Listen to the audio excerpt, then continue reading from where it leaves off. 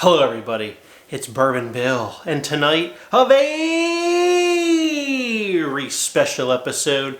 We're diving into one of my least favorite distilleries, but of a release that shows great promise in its newest iteration.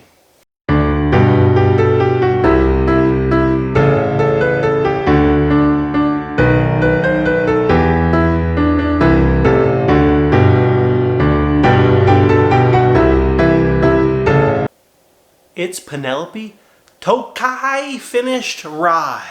That's right, it's Penelope. You know, we're kind of Penelope haters on this channel. My entire YouTube whiskey tube career, I've always said the only Penelope worth buying is the Penelope 9-year, which I thought was very fantastic. I'll link that above. And batch 1 of the Penelope Rye. Tokai, whatever, something like that. Finished Rye. So, this is batch 2, if you will, and there's a distinct way to know. Right here, it says aged 8 years in gold. That's how you know, and the proof. Proof in this bad boy is 106 proof, compute, 53% alcohol by volume. Batch 1 was 6 years aged, although I don't think it said that here on the label, but that was 6 years aged. And it was 107 proof, roughly, something like that. Compute, 53.5%, somewhere in there. Alcohol by volume. So look, I'm a rye guy. 95.5 MGP rye, aged for 8 years. Forget that it's finished. Already you got my attention. An 8-year-old 95.5 rye. For MSRP of $89.99 or $90 hairs gets my attention. Yes, Sagamore put out an 8-year rye at around $80 hairs, but it wasn't finished. So they made us pay $10 hairs more for a finishing. Okay. How long did they finish this in the Hungarian Tokai wine barrels, you might ask? Why, a measly 8.5 weeks. I mean, are you shitting me? I mean, now that's what kind of annoys me. 8.5 weeks. Like, Penelope, did you ever go look at what Sagamore's doing? Look, Penelope's in New Jersey. You know where Sagamore's at? Maryland. They're close together. Go take a look. Sagamore ages stuff 4 years. 4 years. 8.5 weeks on the finishing. You know, but still, pricing was not bad at all on this one, I will say. These are also available in PA for Pete's sake. We don't get nothing. It's like the Bourbon Baron lands around here. These are out in stores now, if you're interested, and you should be. Everybody and their brother was going crazy over Rio, which I didn't even review batch 3, but I reviewed batch 1 and 2, and it ain't good. You know, like, Rio's disgusting. And you gotta like Amburana to like it, and I'm telling you, it tastes like, you know, cinnamon and milk and like honey stirred together. It's just not what I want in bourbon. Don't like it, but everyone's going nuts over that, and they're missing the real gem from Penelope on the shelf, which is this bad boy right here.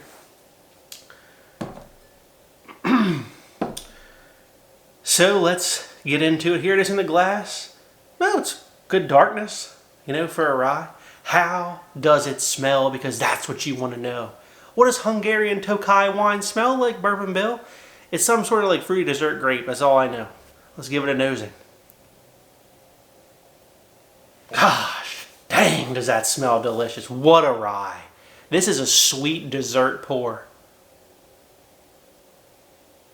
This is all like the most Welch's white grape juice you've ever smelled. There's like just this sweet white grape scent is pretty much all I get. There's like maybe like a little bit of a honey note there. It's so candy fruit smelling. Oh my God, does that smell good? There's a little bit of good caramel notes in here, toffee kind of thing going on. And to me, it's coming off as like a very white grape. Very white grape. Yeah, I'm digging the nose. A++ on the nose. Gotta give it that. Alright, let's give it a sip. Oh, it's so good. Oh, man.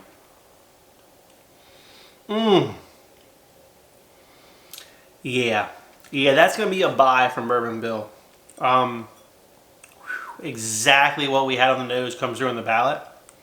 That delicious white grape, I almost get a little peach on the palate, caramel, and then a good layer of baking spice on the end. Feels a little spicy on the finish. Man, that's good. That's a well done finish. I know 8.5 weeks seems light, but it's a good job. I mean, this is a good dessert pour. A++ from Bourbon Bill. I'd go buy this. I really would. Well, I did. I did buy it. So, big shout out to Uncle Jeff for snagging this for me. He happened to be near the Fine Wine and Good Spirits that was having this. I said, Uncle Jeff, go get me one quick. But luckily, we had nothing to fear because all the other uninformed were out buying Rio and left this on the shelf. Suckers. Now, wouldn't be Bourbon Bill if we left you there. So if you were a big fan of Batch 1, we got it right here. And no, this isn't, you know, a random handwritten sample. This is actually what the distillery sent me. So the distillery did send me the very first media sample, I guess you say, Bourbon Bill's ever got. Was the Penelope Valencia, I think a toasted, and this bad boy. And this was so new at the time, didn't even, and the rosé. But this didn't even have a real label printed. So they wrote it on here. So this is Batch 1. I think it was 2021 they came out with that, or maybe 2022. It's been 2 or 3 years. But we got it right here tonight. Gonna put it in the mini Glen. Now, as we said, Batch 1 this one's coming in at 107 proof. Compute 53.5% alcohol by volume. And 6-year-old MGP 95.5. So it's 2 years younger. How does it taste? I remember liking this when it first came out. Oh, finishing time, the same, 8.5 weeks.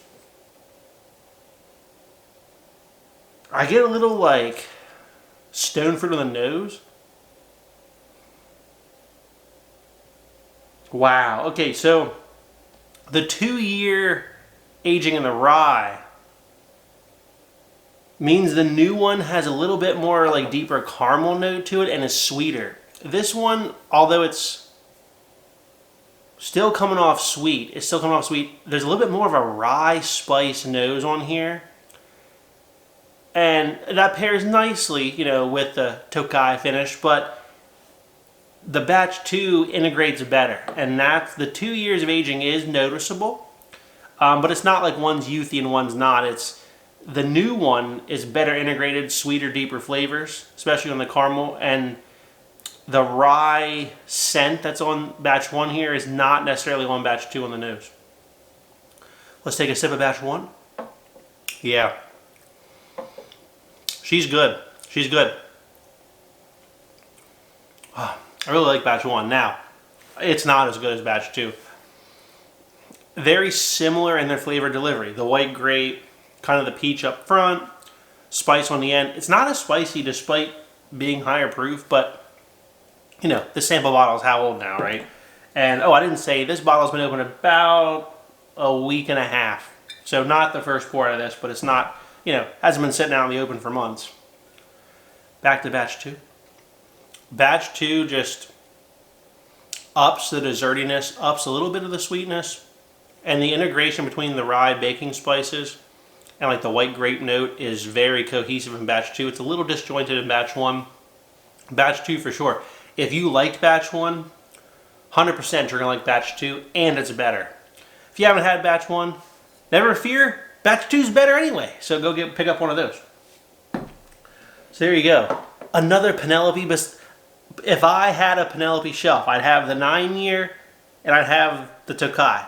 Now, I didn't get a bottle of the 9-year, but I did get a sample thanks to, I believe, James Street for that. But I think they might be doing an older aged, another Penelope bourbon this year. So if they do, I'll be for sure getting one. But the 9 was good. So if I had an ideal collection, just the 9-year, just this. Everything else from Penelope, I'd leave on the shelf.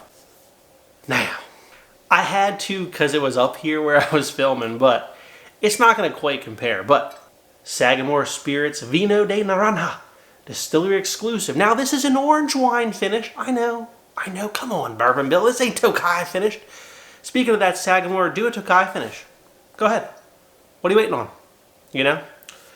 Anyway, this one is 101 proof. Compute 50.5% alcohol by volume. Go watch my full review on this if you want all the goodies on it. This is 5-year-old MGP, so you know what? She's younger, okay? She's younger. But finish 3 years and 3 months, which puts this actually at a month older than the total aging time on this. So go figure. They aged this sucker for 3 years and 3 months. Penelope didn't even want to put months on the label because they put 8 weeks because 8 sounded better than 2 months, you know? All right, in the mini, our Vinho de Naranja finish. Oh my God, is that darker? God, it just layers darker than the Tokai here. Now, I don't know if that's because Vino de Naranja is just a darker wine or because they aged it longer in that cask. All right, the Vino on the nose. God, I mean, it's different, but just such an orange and like oak, caramel, rye spice on here. This is phenomenal nose. Let's take a sip. Gosh, that Sagamore is good. The flavor profiles are different, but Sagamore's thicker on the mouthfeel. And I mean, just the orange, you know, marmalade note, a little bit of chocolate, a little bit of oak rye spice on Vino de Naranja, to me is superior to this. But that's not to say I still want both because they're totally different. But man, I mean, they are totally different, you know, noses and flavor profiles, don't get me wrong. But my point is this: Sagamore aged this for 3 years, charged $80 hairs. In fact, it was only $79 hairs, even distillery exclusive. So, you know, $11 hairs less, way longer aging. Now, I know the original, 5 years, not the same as 8, but I just think Penelope missed out on really aging this a super long time and seeing what happened, you know? Either way, though, Penelope gets my A+ rating from Bourbon Bill, and it is a buy tonight. So if you like what you saw, please like, comment, and subscribe. Stay tuned for more. Have a good evening, everybody.